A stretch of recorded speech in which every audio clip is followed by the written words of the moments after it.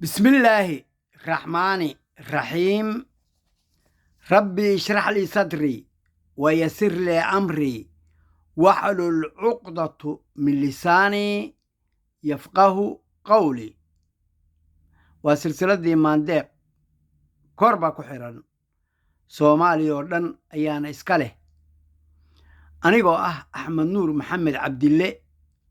أيانا إنيدا الدهينا إياه ولا ليال أنو بلن قاضي إلهي با بلن قاضي hana nagu toosiye inaan ka sheekayn doono ka hadli doono awoodda rabbi ee ku faafsan bini'aadanka gudihiisa oo aan idhi waxaan uga hadli doonaa masjidka. awalto laba ka horraysay oo awoodood ayaan ka soo hadlay, midna qoyskay ahayd midna xukuumadday ahayd. haddaba kan masjidka intaanan guda gelin xoogaa layman baan ka xariiqayaa hoosta ruuxda boodbootisa wax ku abuurta ay ku fufto ay ku ballaarato waxtar weynna bulshada wanaaggeeda u dilaacisa.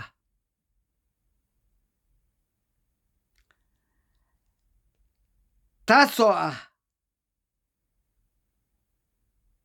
in soomaalidu tidhaahdo godol geesaha jira gumar baa keenta. waxa uu dul istaagan yahay gumucaasi ama fallaartaasi ama eebadaasi muuse beexi cabdi.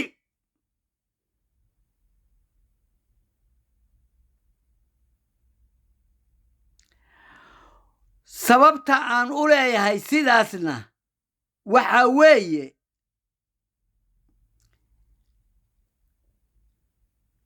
ninka ummadda soomaaliyeed kow markii ugu horraysay amxaara ka soo raacay, labo meelo kadaduwan oo kala duduwan shacab soomaaliyeed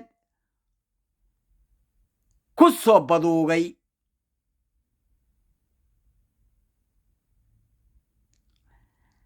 isla markaa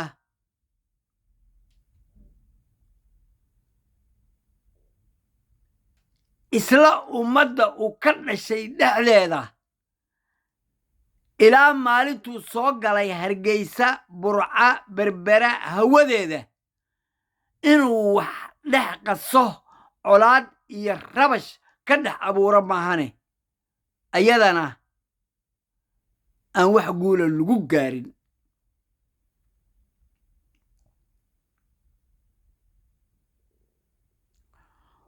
waxaa kacay waxaa istaagay waxaa iyagoo ilaalinaya dhiigga ummadda soomaaliyeed daraawiish reer SSC ilaa muddo arrimihii tigreega iyo maamullada dhinacyada ahi ay ka wada shaqeeyeen oo lagu dhiibay laascaanood. saan horeba idinku sheegay aan ini baro annaga wax walbaba dhiigga ummadda soomaaliyeed ayaa nagala weyn. waa dhaqan reer SSC ay iska leeyihiin. waanad ka garan kartaan war 21 sano nin soo taagan oo la adoonsan waayey adigaba waad garan kartaa. sayid maxamed cabdalla xasan ilaahay jannadii ha ka waraabiye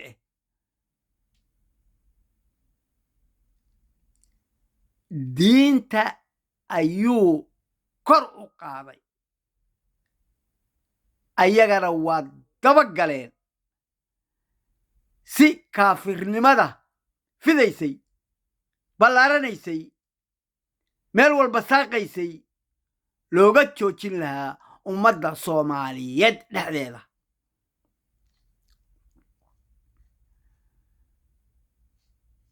haddaba dagaalka hadda lagu qaaday markuu indheergaradkii rag iyo dumar dadkii qiimaha lahaa ay ka fariisan waayeen ee reer SSC lagu baabi'inayay wax badan meel kastaba gaar ahaan caasimadda reer khaatumo ee laascaanood in gabdhihii wiilashii ay kaceen garaadada ilaahay caqligooda ha la ballaariyo qiimahoodana ha ballaariye aqoonta iyo garashada weyn ku fadhiyana ay cimaamadihii ka soo qaateen katabaanadii ay suraayeen oo yidhaahdeen gala annagana raalli baa idinkaga nahaye gala aruuriyaha isukeenaha ubaaqaha ninka la yidhahda garaad jaamac garaad ismaaciil waxa weeye waa xidig gaar ah oo garaadada dhexdeeda aad ku leedahay oo ay kugu qiimaynayaan adiguna aad tiri war kulligii soo wada gala ayagana ayagoo libaax madow libaax cad libaax guduudan libaax huruuda libaax boorcasa war intaasoo libaax ay soo galeen oo ciidamadoodii iyo waxoodii ay dalq soo yidhaahdeen iyo dhammaan SSC jabhadahoodii hawdka ku jiray inay markiiba soo diryaameen meel walbaba ka soo kaceen muddana la tababarayey haddaba taasi maxay dhashay in calankii soomaaliyeed ee gabdhahayaga iyo wiilashayada soomaaliyeed meel kastaba ha ka yimaadeeni bari iyo bugux iyo koonfur lagu xirxirayey lagu waxaynayey ma maanta in noqotay in hargeysa gudaheeda lagu qaato ma maanta in noqotay beeney iga leexo oo runu ay tiri war anaa runtii yahee dadka oo dhanna anaa u danahee aniga hallay qaato calankan buluugga oo xidigta ah ayaad ku dhalateen shalay ayaad qaadateen calaamad kale ma idna lahayn calan kale ma adna lahayn cadow baa kacay dalkiibaa isku darsamay dhulkana ummadda soomaaliyeed qolo waluba meesha ay degan tahay ayadaa leh isticmaar talyaanina sheekadiisa lama qaadi karo mid ingiriisana sheekadiisa lama qaadi karo waa doqonnimo waa jaahilnimo waa aragti yari waa ilaah ka fogaan dadka iyo dhulka ilaahay baa iska leh soomaalina waa soomaali soomaalina waa soomaali annaga ayaa ilaahay idankii iska suray wiil iyo adeerkii iyo abtigi baan nahay nin walba oo soomaali ah ninka kale hilib baa ugu yaalla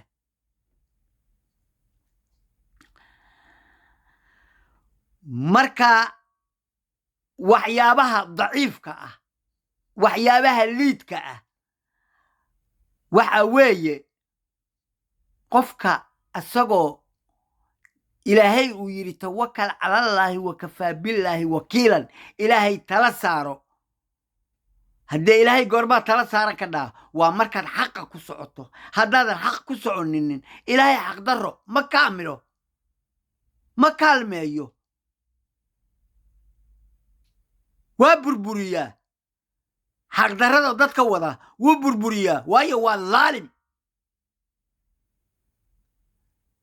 مسبحي يقول دراني حتى ما برطو ما فهمه ما روحه مهما يلا قبيلا سوغانتا أي كتغيان مسكحدا بلاران رج يدبر كسو دحانايي ويبدل أمد الصوماليين سو جريتان كده صوماليدو waxay tiraahdaa far bugtaa fara ka dheer reer isxaaq waa reer isxaaq horay baan ulu sheegay qabiil ka wanaagsan qabiil ka fiican qabiil ka laadheeraysan qabiil saana ma jirto waayo quraanka iyo axaadiista nebiga calayhi assalaatu wasalaam ayaa lagu kor soconaya dad islaan ahaanahay qof walbaba qofka kale intuu ilaahay uga dhow yahay xagga taqwada ayuu laandheeraya wataa runtii wataa xaqiiqdii horay baan waxaan u idhi boqolkiiba 85 reer isxaaq midnimada ummadda soomaaliyeed ayay rabaan waa la horaynayaa sidii xoolo qabaalka biyaha lagu shubayo inay cabbaan rabaan oo laga hor istaagay inta kuwa kale ay fulayaan waa laga hor istaagay haye taasi maxay keentay taasi maxay dhashay in ummadii oo dhan ay kacdo reer isxaaq oo u jeelataato marka dambana qabiil iyo qurun iyo dulli meel walbaba abaal laga raadsaday abaalkii amxaarada socon waayey abaalkii taiwan baa socon waayey abaalkii afrikaanka kale lagu raadinaya socon waayey kii dadka soomaaliyeed lagu cayrinayo maraakiibtii looga soo dejin waayey oo dhulkii soomaaliyeed looga qaxiyayoo meel walbaba rafaad iyo waraar la abuuray ilaa xaanshidii buluuga oo dabaysha ku socota la waxeeyo oo caqliga garashada dareenka fakarkooda uu siiyey bal sidaas in lagu helo xornimo oo aqoonsi lagu qaato ma dhacayso samaroon ma doonaayo ciise ma doonaayo warsangeli ma doonaayo soomaalida kale oo dhan oo ku dhex fidisan ma doonayaan reer khaatume SSC daraawiishna da iyagu waaba barxala waxay ilaalinayaan dhammaan gebi ahaan dhulka soomaaliyeed oo dhan meel kastaba ha joogeeni nin soomaaliyeed gabar soomaaliyeed madaxay naga saaran yihiin marka waxaa noo guula marka maanta calankii soomaaliyeed hargeysa inuu ka dhex babanayo ilaahay idankiina waa sii fidayaan waa sii kacaysaa maxaa yeelay marka dulucdii markaanu soo galay waxaa yeelay muuse biixi waqtigiisii markuu dhammaaday waa aniga inay idhi cid kale oo uga dambaysaa inaysa jirin buu doonayaa haddii wax la helayana asagu inuu wax ku heluu rabaa oo dowladda dhexe uu wax uga helo waa i maqlaysaa marka dowladda dhexe kulligiin dhagaha fura markaan aragnay xaqdarrada uu ku socdo sida ay u xun tahay ee u cid iyo waddani oo heshiis isla gaareen oo nidaam isla gaareen ninka xaqdarrada ku suubiyey khayaanada ku suubiyey marna ayakii la diriray haddana daraawiish waa nin melagi wate soomaalida horey maxay u tiraahdaa ninkii jamcaha dhimanaya khamiista ayuu wariir bilaabaa inuu jibaadkiisa bilaabaa marka yaan marnaba xukun loo dhiibin horeyna waanu sheegay dhammaan wixii tigreega dhammaan wixii jabhadaha iyo qurunka dhammaan wixii wareerka soomaaliya inaan ka saaraa doonaynaa dadka waxgaradka ah culimaaudiinka aqoon-yahaniinta siyaasiyiinta diricyada ah oo maanta nool oo maanta jira waxaan ini leeyahay dalka Soomaaliyeed salka ha loo dhigo Allah u naxariistee Cabdullaahi Yuusuf caasimadda Soomaaliya madaxtooyada ma galeen haddaan rag ah oo abgaal cismaana aysan garab siin aysan gaashaan siin aysan meel walbaba ka soo kicin waa hadduu yahay Salaad Cali Jeelle iyo hadduu yahay Cali Maxamed Geedi iyo rag fara badan iyo dumar fara badan ayaga ayaa garab iyo gaashaan siiyey qarannimadu marka cayaar ma aha dembi waa la geli karaa dembiga istaghfirullah ayaa ku filan shirki baa ugu weyn dembi laga galo ilaahayna niyadda markaad ka xasho ood ka nadiifiso adoo shirki galay ilaahay waa ku cafinayaa iqlaac baa la rabaa waxa inaad ka go'do ka harto Allah u naxariisto Cabdullaahi Yuusuf ilaahay jannadii ha ka waraabiyo ilaahay jannadii ha ka waraabiyo ilaahay jannadii ha ka waraabiyo wax kale ma ahane Nairobi gudaheeda ayuu ka ooyay oo yiri Soomaaliya hadday saas noqonayso xabadda ana ugu horeeyay oo riday mana rideen ninku waa inuu saas wax u gartaa mar hadduu madaxtooyadii dadka walaalihiisa ay ku kaalmeeyeen uu fariistayna waa guul waa qiime waa darajo saaridda laga saarayna cadow baa gadaal isugu tegay haddana heshiiyey waayo Soomaaliya inay istaagto laguma talagelin hadalkii waxaan ku dhammaynayaa ciidamadayada inay sii fufaan maahane Xasan Sheekh Maxamuudow ciidamada tiradooda iyo tayadooda ha sii fufeen hadday ku dhahaan intaas ha noqdeen tiradoodu intaa ha noqoto waxba yaan lagu goynin dadkaagana adaa iskale dalkaagana adaa iskale sharcigaagana adaa iskale calankaagana adaa iskale barwaaqadan aad ku roorayso oo dadka oo dhan oo habka oo dhan aad leedahay oo waa la soo saaraya waa la cunaya aad leedahay ood qudbaynaysana kuma xumid laakiin baa meesha taalla dadkii ilaashan lahaa dadkii nidaamsan lahaa dadkii habaysan lahaa ee ku habboonaa na waad haysataa dowladda Turkiga oo abaal nugu leena waad joogtaa xiriiradooda adkee la soco Qatar iyo Turkiga iyo nidaamka hadalkaygu isma bedbedelayo mideeda kale odawaa dadka beenta ka sheegay ee hadal been ah ka abuuray waxa weeye beeniraad ma laha waad iska hilmaamaysaa hore u socod noqo ummadda Soomaaliyeed oo dhan nin ay isugu mid tahay ayaan ku aragnay ayaan kugu ammaanaynay wadadaas ku soco jidka in laga dhumiyaa la rabaa ciidamada oo dhanna hal xabbo yaan la leexin inaad ciidamada sii badisaan ma ahane ha yaraynina taa halkaa markaan uga tago maadaama ay dheer tahay midaan masjidka waxaa idiin fiican waxaa idiin wanaagsan waxaa qiimo idiin leh sida ay u tahay inaad u qaadataan waayo iyadu mudday soo jirtayoo qofka caqliga leh markiiba wuxuu dhow waa fahmayaa masaajid walbaba saad la socotaan iimaan buu leeyahay dadka tujiya isla markaasna culimo ballaaran ayaa dhex joogta isla markaas haddana jamaaco ayaa ku tukata ama mar walbaba soo marta meel kastaba ha ka timaade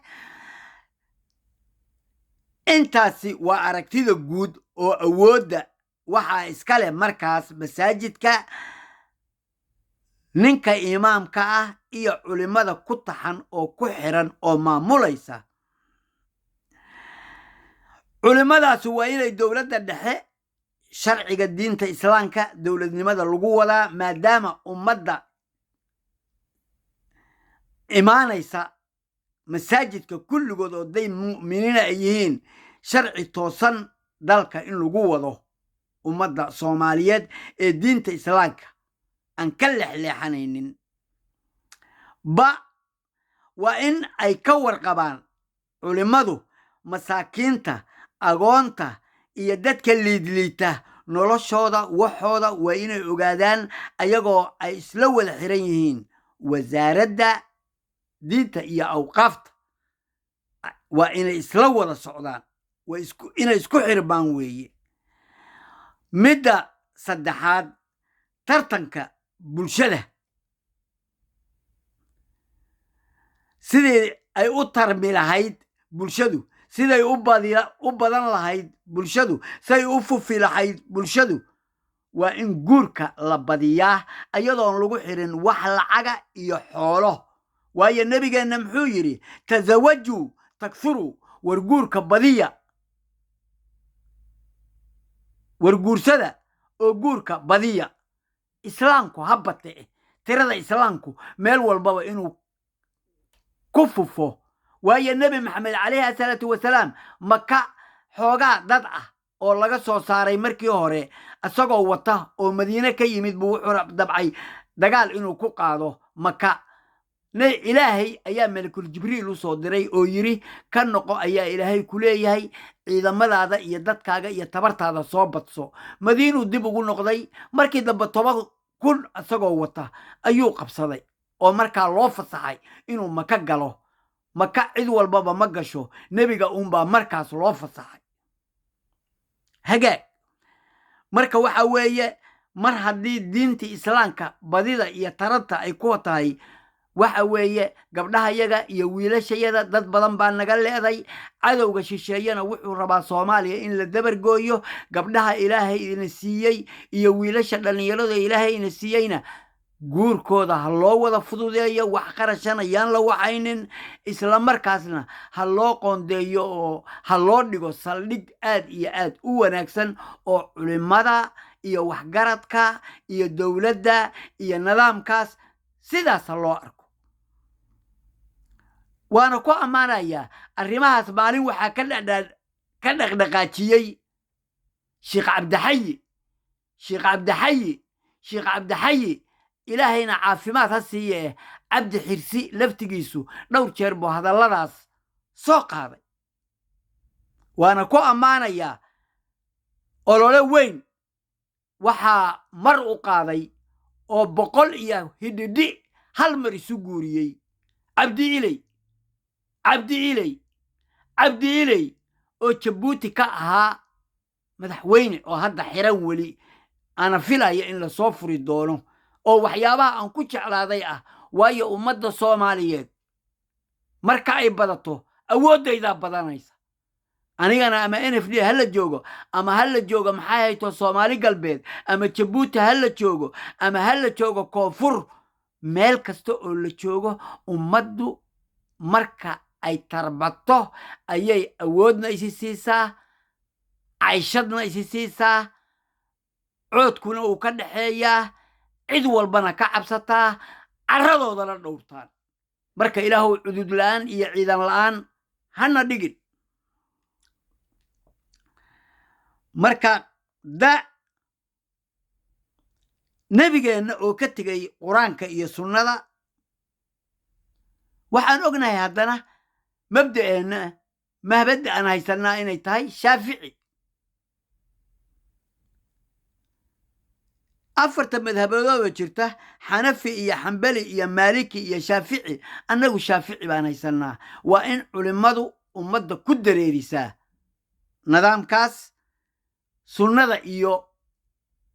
قرآن كان سلق أي هذان وحكى لأن هراء صور شيئين وهدف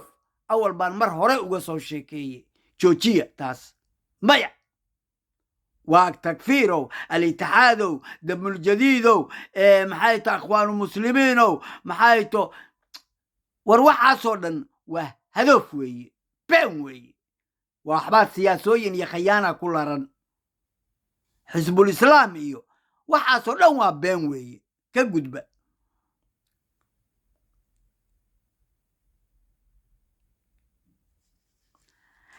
حسيا شمد جود نوال بابا او الدنيا جوجا او بني آدنا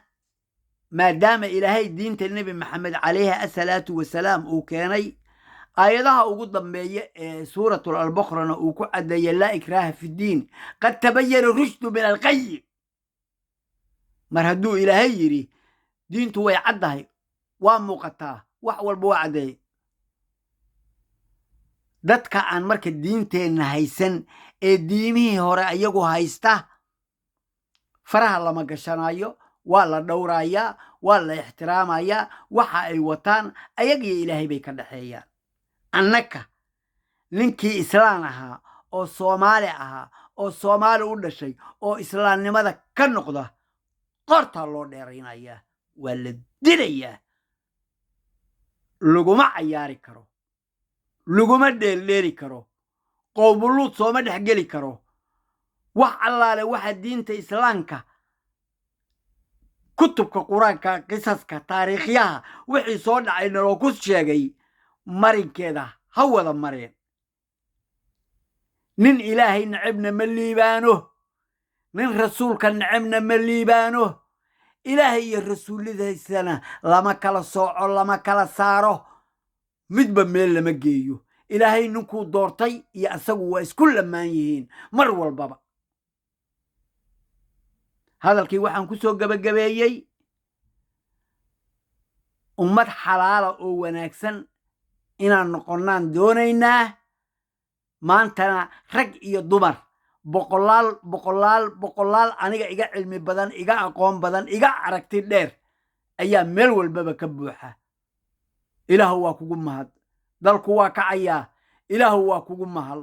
dalku waa dhismayaa ilaahu waa kugu mahad ee adiguna na sii gargaar assalaamu calaykum waraxmatullaahi wabarakaatu